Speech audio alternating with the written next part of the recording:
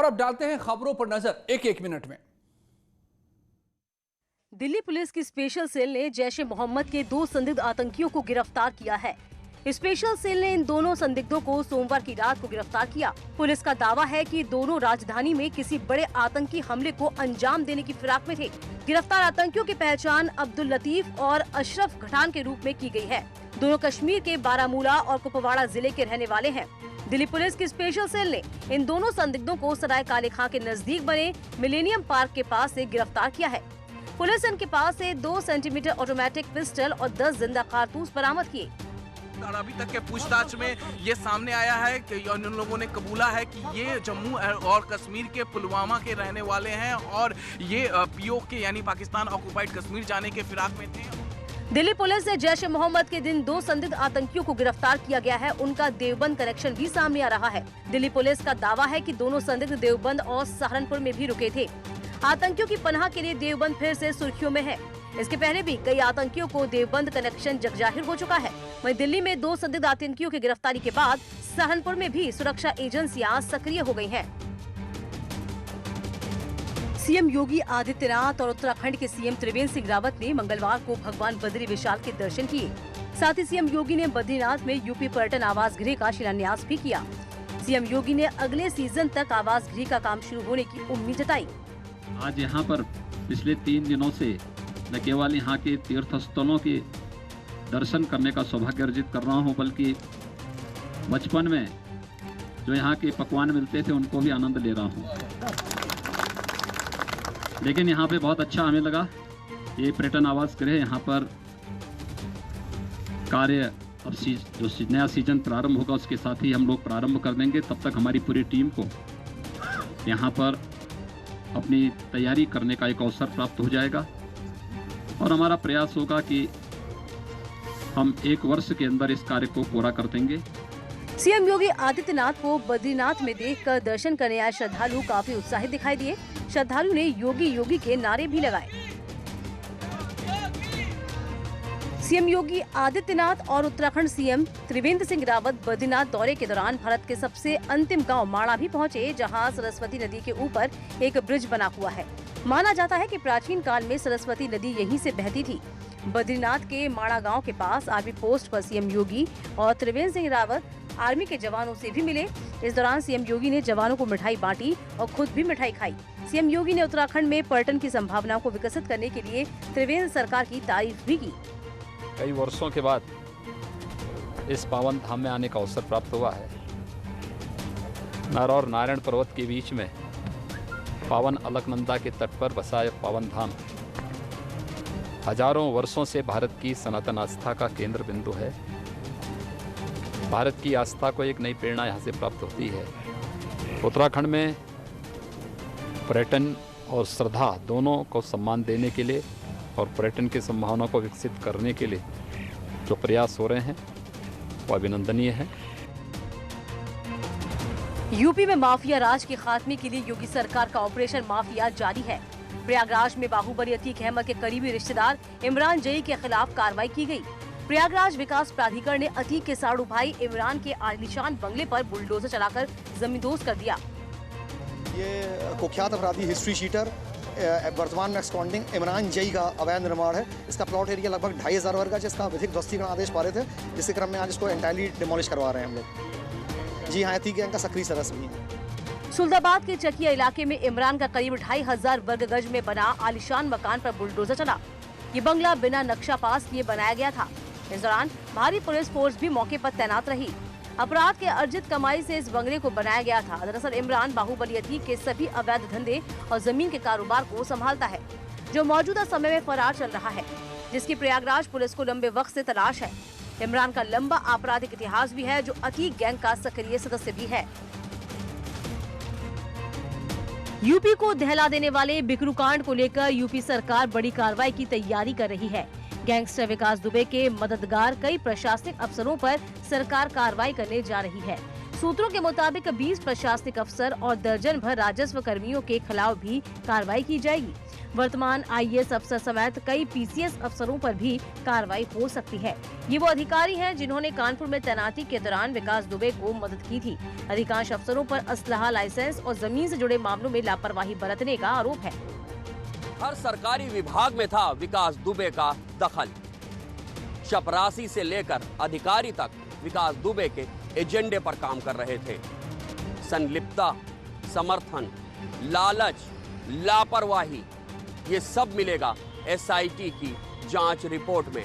आपको बता दें कि SIT ने अपनी रिपोर्ट में कुल 80 अफसरों के खिलाफ कार्रवाई की सिफारिश की है, जिसमें से 30 अफसरों को प्रशासनिक सुधार और 50 के खिलाफ कार्रवाई की सिफारिश की गई है।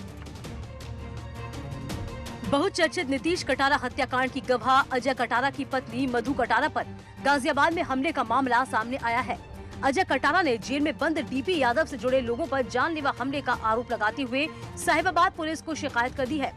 घटना 13 नवंबर की है।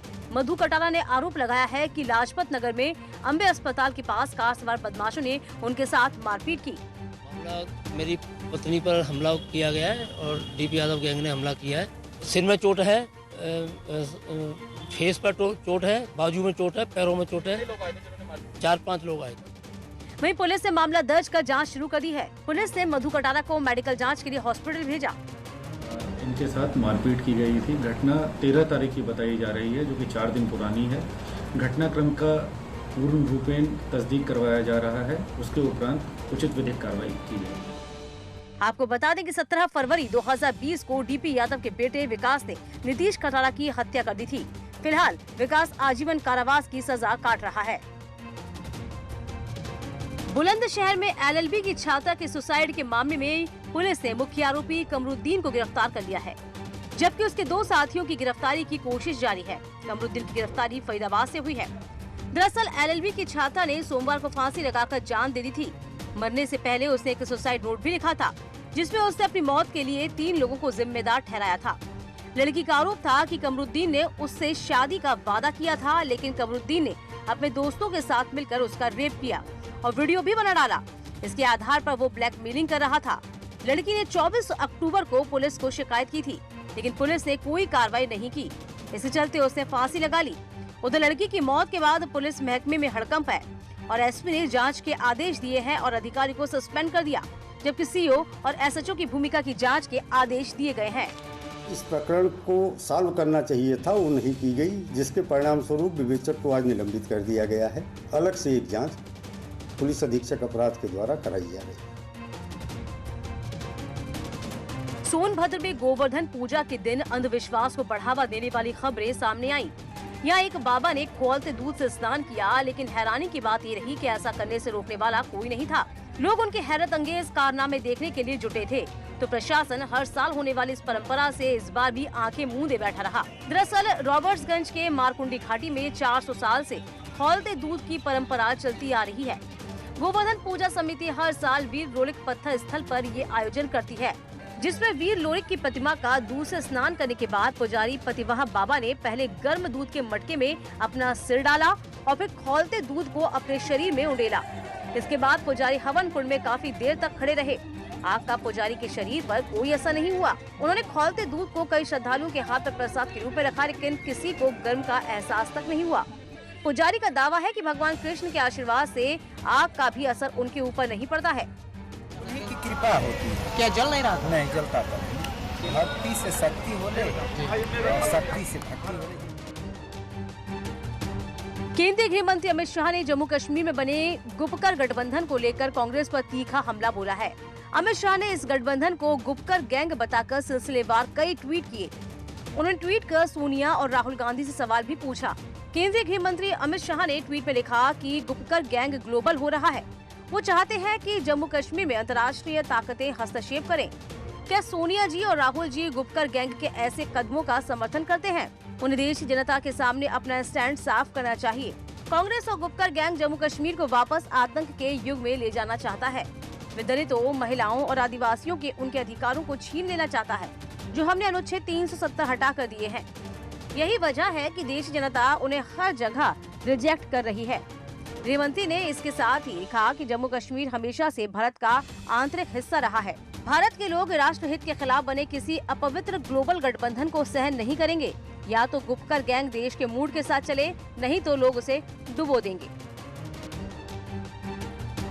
कोरोना वैक्सीन का इंतजार जल्द खत्म होने जा रहा है। अमेरिका की कंपनी मॉडर्ना के वैक्सीन ट्रायल के डाटा के शुरुआती नतीजे बहुत ही शानदार रहे हैं। कंपनी के मुताबिक नई वैक्सीन 95% तक कामयाब है। अगले कुछ दिनों में वैक्सीन को मंजूरी दिलाने की प्रक्रिया शुरू की जाएगी। कंपनी ने अपने ट्रायल में करीब 30,000 लोगों पर इस वैक्सीन का परीक्षण किया। इसमें से आधा लोगों को 4 हफ्ते के बीच वैक्सीन की 2 खुराक दी गई, जबकि बाकियों को डमी इंजेक्शन दिए गए। कंपनी का दावा है कि वैक्सीन का कोई साइड इफेक्ट नहीं है। जैसे यूएस FDA की मंजूरी मिलेगी, वैक्सीनेशन शुरू हो जाएगा। हर किसी को वैक्सीन के 2 डोज देने होंगे। अमेरिका कंपनी फाइजर भी कोरोना वैक्सीन 95% तक कामयाबी के दावे कर चुकी है। हालांकि फाइजर की वैक्सीन को -75 डिग्री सेल्सियस में रखना होगा। तापमान इससे ऊपर हुआ तो वैक्सीन बेकार हो जाएगी। जबकि दुनिया में ज्यादातर हॉस्पिटल में इतने कम टेम्परेचर में रखने लायक फ्रीजर ही नहीं है। वहीं मॉडर्ना की वैक्सीन को -20 डिग्री में रखने से ही काम चल जाएगा। फाइजर की वैक्सीन सिर्फ 5 दिन के लिए फ्रिज में सुरक्षित रहती है, जबकि मॉडर्ना की वैक्सीन को 30 दिन तक फ्रिज में रखा जा सकता है। त्योहारों, सर्दियों के मौसम और अर्थव्यवस्था के खुलने के बाद कोरोना के सेकेंड वेव का खतरा तेजी से बढ़ गया है। कोरोना के सेकेंड वेव को लेकर अब यूपी में भी चिंता की लकीरें दिखने लगी हैं। इसको देखते हुए लखनऊ में डीएम ने पीजीआई, केजेएमयू, लोहिया अस्पताल समेत चिकित्सा संस्थानों की हाई लेवल मीटिंग बुलाई और कोरोना के समुचित उपचार और प्रभावी रोकथाम के रोडमैप पर विस्तार से चर्चा कर प्लान एक्टिवेट करने के निर्देश दिए। स्वास्थ्य मामलों पर नजर रखने वाली संस्था public health foundation of India के centre for control of chronic conditions का भी मानना है कि सर्दियों के दौरान सभी वायरल बीमारियां बढ़ जाती हैं। ऐसे में सर्दियों में कोरोना की दूसरी लहर तेजी से आ सकती है। देखिए, दिवाली में लोग एक दूसरे से ज़्यादा मिले जुले हैं।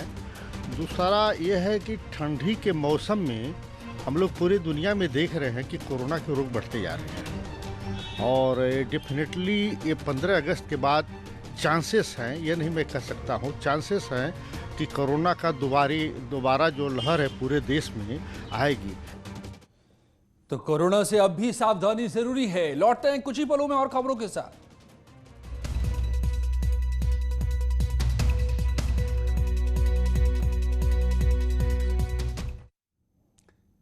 आइए डालते हैं नजर कुछ और खबर पर। प्रयागराज से सांसद रीता बहुगुणा जोशी की 6 साल की पोती की पटाखे से जलने से मौत हो गई। सोमवार देर शाम पटाखा जलाते वक्त 6 साल की किया गंभीर रूप से झुलस गई थी।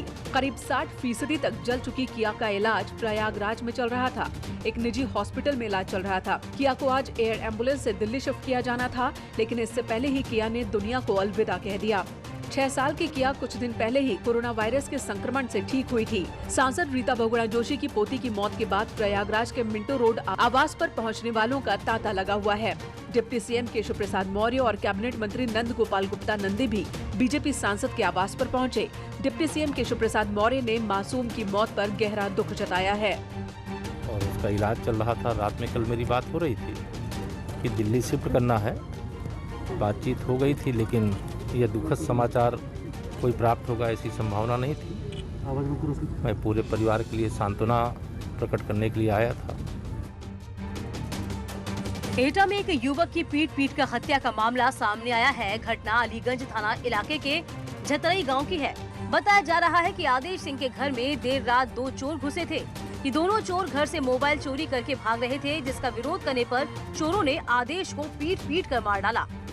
2 लड़के मोबाइल रात में निकालने के लिए गए। वो हमारा भाई फिर उसके पीछे दौड़ भाग के आया, तो हमने कहा मोबाइल ले गए। हमने कौन तो फिर रात से दबी ले गई। हमने ठीक, हमने चलो सवेरे देखेंगे।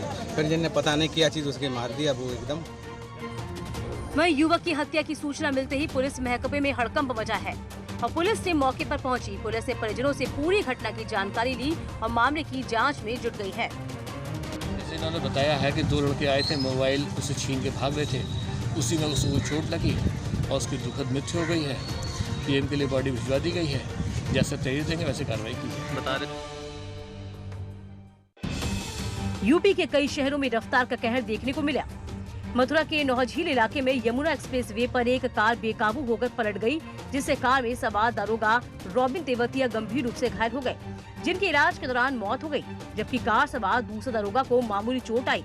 रॉबिन आगरा के फतेहाबाद तैनात थे, जो आगरा से नोएडा की तरफ जा रहे थे। वहीं पीलीभीत के पूरनपुर बंडा हाईवे पर दो बाइकों की आमने सामने भिड़ंत हो गई, जिससे दोनों बाइक पर सवार दो युवक गंभीर रूप से घायल हो गए। इसमें से एक की इलाज के दौरान मौत हो गई। मृतक छोटेलाल अपने रिश्तेदारी में जा रहा था। इसी दौरान लुटिहाई मोड़ पर उसकी बाइक सामने से आ रही दूसरी बाइक से टकरा गई। उधर बहराइच में एक तेज रफ्तार बाइक तांगे से टकरा गई। इसके बाइक सवार दो लोग गंभीर रूप से घायल हुए। दोनों को इलाज के लिए जिला हॉस्पिटल में भर्ती करा दिया गया। घटना नानपारा रूपेडीहा हाईवे पर हुई। तो कानपुर के घाटमपुर में भी एक बाइक और टेम्पो में जबरदस्त टक्कर हुई, जिससे बाइक सवार 3 युवक गंभीर रूप से घायल हो गए। कुछ ही पलों में जारी है यहाँ खबरों का सिलसिला।